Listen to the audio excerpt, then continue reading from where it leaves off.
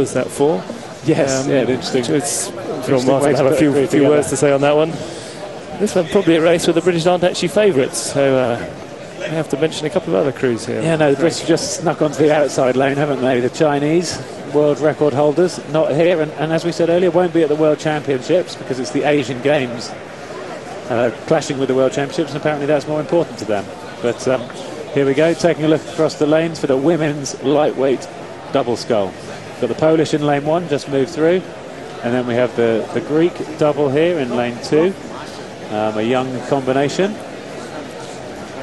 Spanish, home crowd favourites. A little ripple of applause goes up in front of us.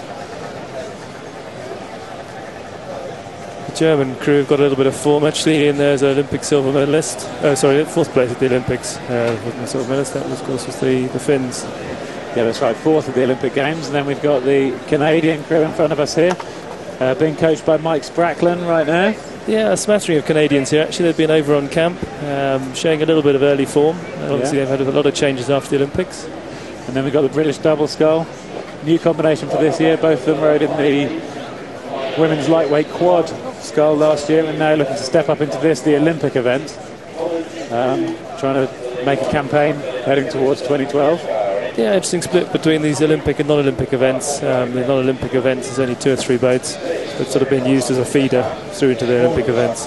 Yeah, and I guess the feeder would be working if Hosking and Dennis can step up to the level here and race in the lightweight double scull rather than the lightweight quad. Yeah, it's a definite big step. There's surprising the split that's developed between the 2 events, the Olympic and non-Olympic. Yeah. So here we go. They're lined up. And we've got another clean start. Every race getting away well today in these lovely conditions. And we see the Spanish heading away. A little bit of steering issues there, I think. Yeah, it does look like they're trying to steer as they get away, 40 strokes per minute. See the blades maybe going just a little deep and catching in the water, which then doesn't allow it to go as straight as you want it to. And has not helped with their speed that we see the Spanish have dropped off the pace slightly. I think perhaps a bit of local tension and pressure have been the local favourites. Absolutely, and we've got the Germans who've made a strong start here. They've got medals at under 23 level, been in the senior team since they were 20 years old, and as you said, 4th in Beijing. And we now see the Greeks, a young double scull, both of these two only 19 years old, again making the step up and seeing how they can get on in this Olympic premier event for lightweight women. As we said earlier, a lot of youngsters at this first World Cup, countries trying out new combinations, new talent, really looking for the next 4-year cycle. Yeah. And then you've got the established boats like the Germans who want to try and say, right, we're going to carry on with this and let's not get embroiled in selection issues and challenges. So let's get out early in the season and early in the race. And we see the Germans sculling well together, 37 strokes per minute, and getting away.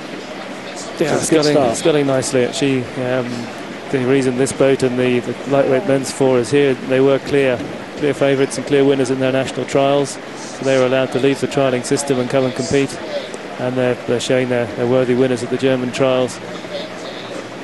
Yeah, it's hard to get a picture of what might be going on the near side of this course with the Canadians and with the British, but certainly they've got clear water on the rest of the field. The Spanish seem to have recovered from that slightly dodgy start and sorted themselves out. You can just see the British bow on the inside there. Yep, so here we go, the local favourites. As you say, they've got the boat running straight and level now, and that Filippi boat. Actually, being local favourites, what do you think, Greg? The sort of added pressure for the British crews coming up in 2012? It's going to get more and more as it gets closer. Yeah, I think it will be an added pressure, and I think hopefully there'll be plenty of racing at home, and they've got experience of racing at Henley most years, where again there's a bit of local pressure, and I hope they'll use that as an opportunity to get used to what it's like to have that pressure on them. But I think there's work being done, and I know when the Olympics were here in Barcelona, the whole Spanish team performed way above themselves, won more gold medals than they'd ever won before, and we want to see that happen again with the British team. Yeah, the expectations will be so much higher after Beijing. You always feel they peaked a cycle too early, but well, I mean, for Great Britain to hit 4th on the medal table, I think in the Beijing Olympics was a step early. That was something they were hoping might happen by London 2012. But I think the way to deal with pressure must be to ingrain good performances, to get used to it, to perform well week in, week out, so that when it actually comes to the big stage, it can just feel like another race.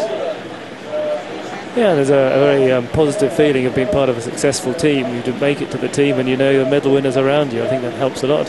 Yeah, absolutely. And that Spanish double, we've seen them now looking to head the rest of the field.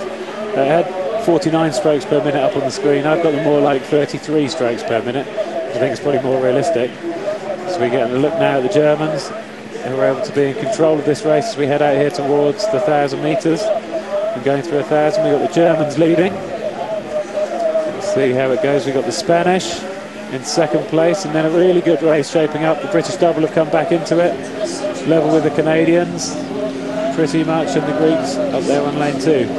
You'd say at the moment the race is for third, and it's a very exciting one for that. But the way to go yet is they've passed through halfway. Yep, and that German women's double, they're getting the strokes in, 32, 33 strokes. To me, they look like they're washing out the finishes a little bit, not moving the boat through as well as they could. And let's see how we see the Spanish double moving. Very nice and symmetrical, I think, on the blade work, squaring up and going down to the water together. Yeah, a big split in this field. I mean, that's almost the most dominant we've seen a boat so far, I think, isn't it? It certainly is, yeah. That's a long way, and it's Olympic fourth place. It puts the other newcomers into perspective a little bit of where the level is.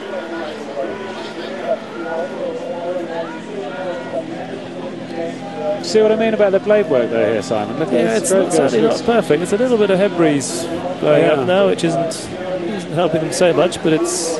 And I guess what it shows is the importance of getting the blades in and giving it some. That's pretty basic stuff there, Greg. Being a coxpair man, I suspect that was all it took. It's, of course, your old stamping ground for the... Absolutely, this bit of the race coming through the third 500. This is where you've got to do the damage, and where it does come down to getting the blades in and moving them on hard and move them on solidly.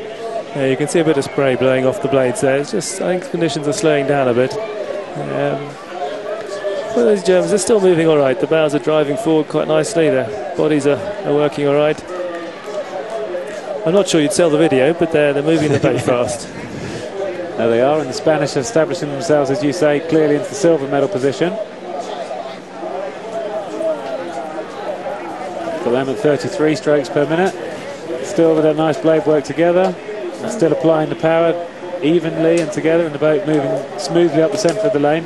It's a shame we seem to be missing the race for third at the moment on the screen, but that seems to be where that's where the hot action is, I think. The Spanish have certainly managed to hold, and if not, move back on the Germans, so perhaps they will pay for that poor technique, but I can't see them getting caught. Yeah, I think you're right. The Spanish, having calmed down after their start, are now moving rather nicely. Where's this race for third? That's what we need to see, I think. Well, we're coming into the last 250. They're going to hit the red buoys any moment. So we can only really see it there. And it looks like Canada, the crew coached by Mike Spracklin, with Lindsay Jenister in it, who's raced in the single and is also trying to now make the step up to the double. Might be establishing themselves in third. We still see these Germans. I still don't like seeing the amount of water going up the loom there on the stroke guard, but it seems to be working for a women's lightweight double scull. Well into the last 250 now, and having to hold off the Spanish. Spanish are definitely coming back. You can hear the crowd getting excited. Yeah, looking to respond to the home crowd. I don't think we're going to see a British medal in this race. They'll be disappointed. A whole team that's winning medals is obviously hard when you don't. No, they're racing. The British are in fourth or fifth place now, racing with the Polish completely on the opposite side of the course, and the Canadians looking like they're in third place. But we see the Germans in front of us. They've kept it going the whole way. They're tied up and they've been caught. The Spanish have got an overlap with them at the end. I think that's paying for that poor technique. And the Canadians coming in third place. The British have managed to come through for a creditable fourth ahead of the Polish. Oh, yeah, it's a good move up from the quad last year to a fourth place at the World Cup. Obviously disappointed everyone else has got medals in the team so far, but that's a step up in class for them. It is a step up, and let's see how the field pans out as they move towards Munich and then on to Lucerne. But it's not a bad start, is it, to be fourth in your first race of the campaign?